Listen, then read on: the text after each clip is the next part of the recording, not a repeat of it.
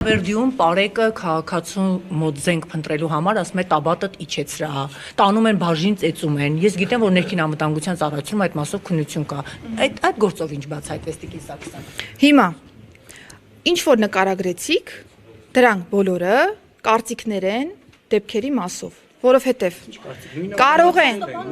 Ժողովուրդ ջան, ես կարող եմ ահազանգել, որ ես խոշտանգվել եմ կամ իմ նկատմամբ հարձակում է եղել։ Քննությունը պիտի տա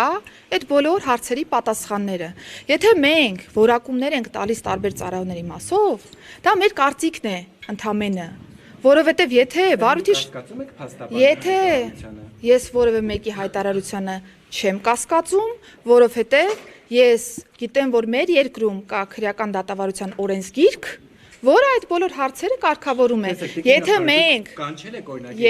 մենք որոնք նույնականացվել են ձեր աշխատասենյակ, օրինակ ինքներդ ներքին զրույց ունեցել եք, հարցրել եք, դա այդպես է, թե այդպես չի եղել, փաստաբանի նույնականացված տվյալները արդյոք ճիշտ են, թե ճիշտ չեն։ Ծառայական քննության իրականացնող կոնկրետ ստորաբաժանում կա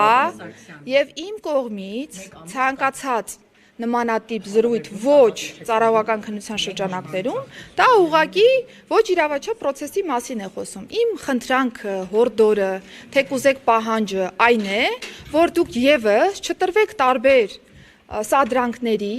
եւ մի պահ հետ կանգնելով այս ամբողջ ինֆորմացիայից, փորձեք ընդհանուր առմամբ հայաց գցել ընդհանուր process-ին եւ հասկանալ ինչ է տեղի ունենում։